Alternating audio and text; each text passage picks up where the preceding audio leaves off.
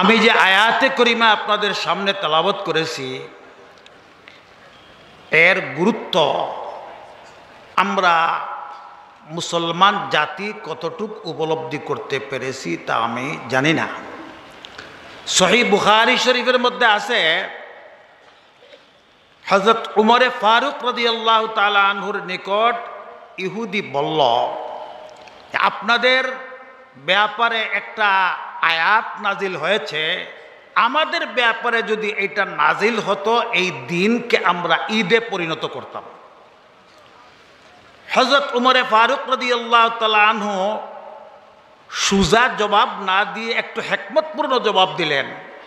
বললেন যে আমি জানি আয়াত কখন নাজিল হয়েছে, আল্লাহর রাসূল তখন কোথায় ছিলেন, সার্বিক ব্যাপার আমি জানি। অর্থাৎ উনি বোঝাতে চাইলেন যে ঈদ বানানোর বিষয় নয়, ইচ্ছা করলেই ঈদ বানানো যায় না। আয়াত অতীব গুরুত্বপূর্ণ, এই জন্য আল্লাহ রাব্বুল আলামিন ডবল ঈদের দিনে এই আয়াতখানা নাজিল করেছেন। একটা হলো বার্ষিক ঈদ, আপনার আরাফাতের দিন ছিল, আর আরেকটা হলো সাপ্তাহিক ঈদ শুক্রবার।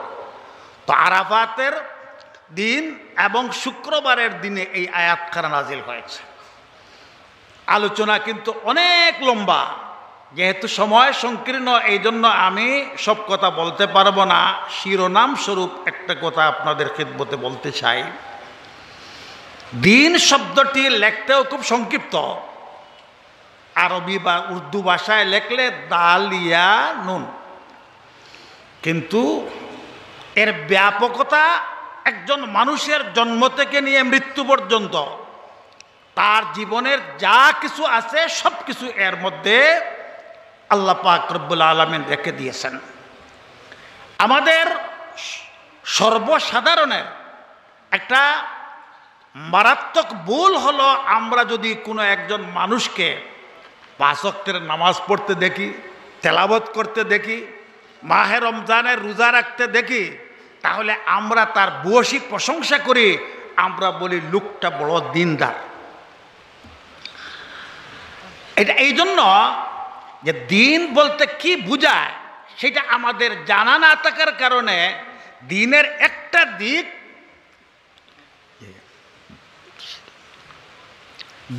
একটা দিক তার মধ্যে বিদ্যমান, এই জন্যই আমরা বলি যে সে খুবই দিনদার। আসলে দিন 5টা জিনিসের সমন্বয়ে। 1 নম্বর হইল আকায়েদ, আকীদা, বিশ্বাস।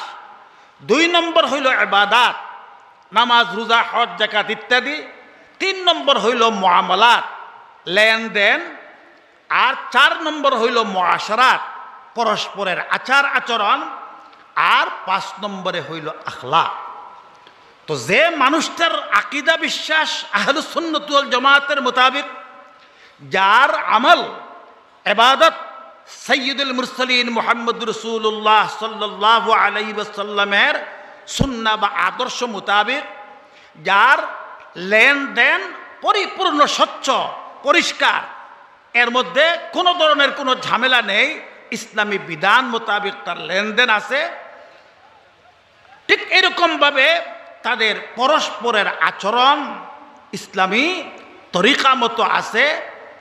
আর রাসূল পাক সাল্লাল্লাহু আলাইহি ওয়াসাল্লামের আখলাকের মতো, যার মধ্যে আখলাক আছে, সেই লোকটাই হইল প্রকৃত দিনদার। তো এখানে আমার যে উদ্দেশ্য ছিল যে কথাটা বলার সময় হবে না বিদায় বলতে পারবো না, তো সংক্ষিপ্তভাবে একটা কথা মনে রাখবেন। দিন হইল একটা জীবন ব্যবস্থা।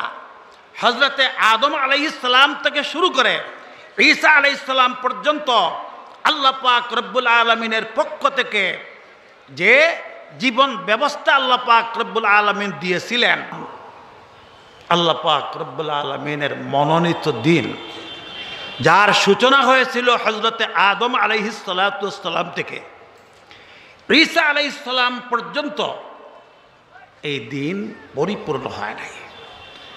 আল্লাহ তাআলা লক্ষ লক্ষ নবী রাসূল পাঠিয়েছেন, কিন্তু কোন নবী রাসূলকে কিয়ামত পর্যন্ত আগত মানব গোষ্ঠীর জন্য পাঠাননি এবং সারা বিশ্বের মানব গোষ্ঠীর জন্য পাঠাননি।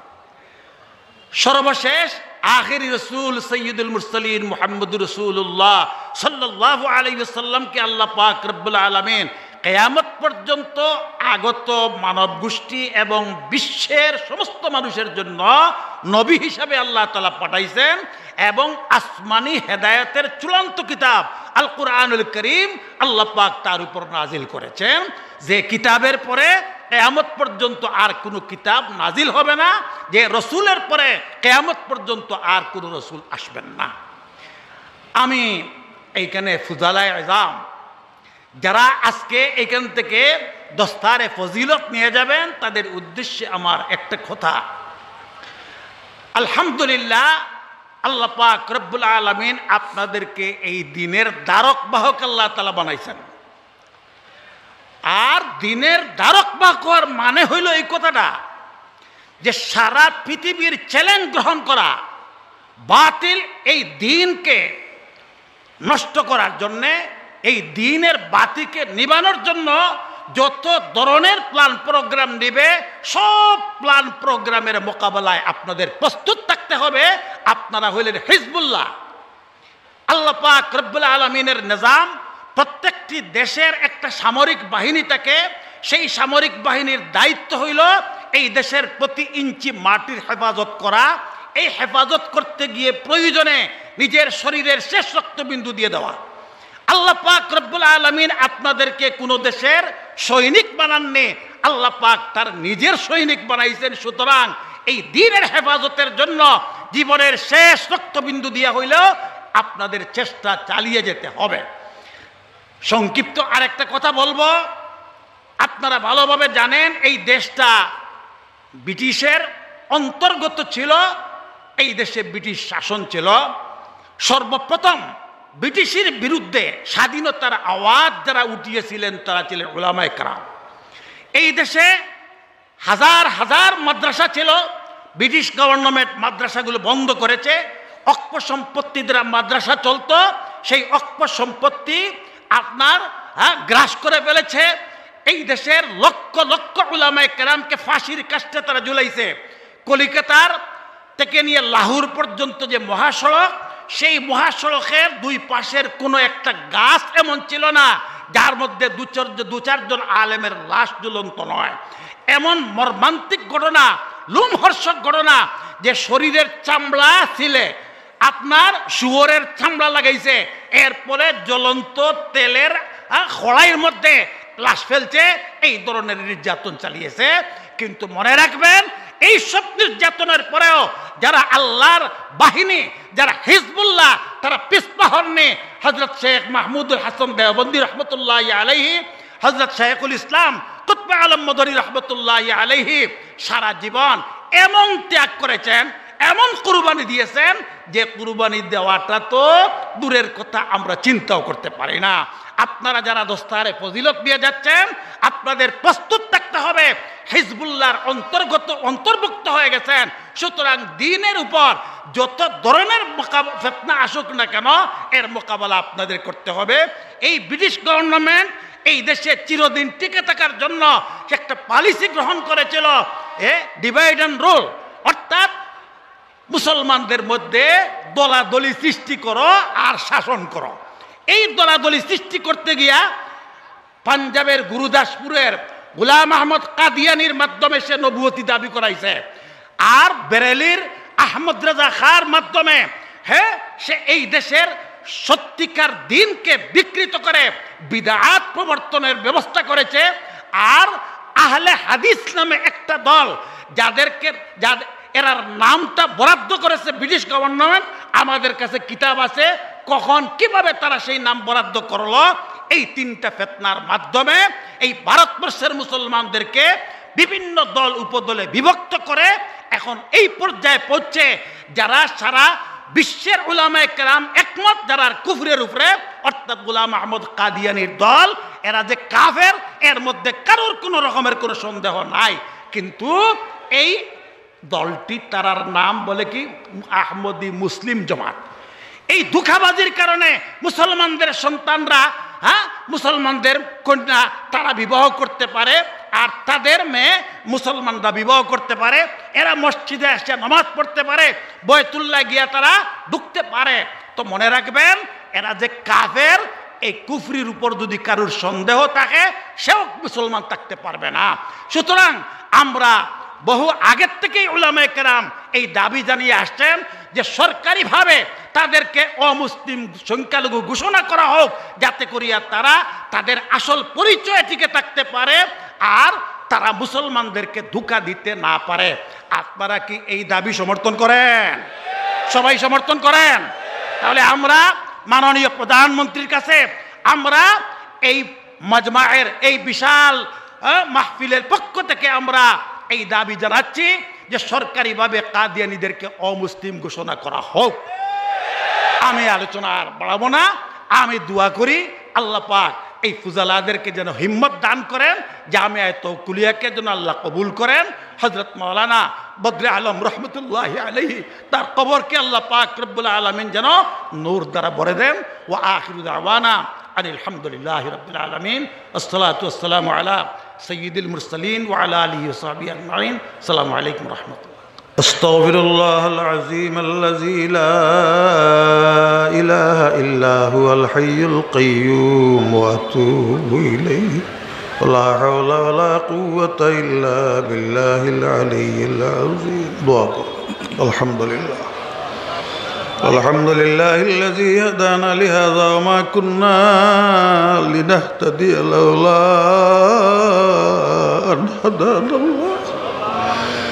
لقد جاءت رسل ربنا بالحق اللهم صل على سيدنا محمد كلما ذكره الذاكرون وكلما غفل عن ذكره الغافلون. ربنا ظلمنا أنفسنا وإن لم تغفر لنا وترحمنا لنكونن من الخاسرين.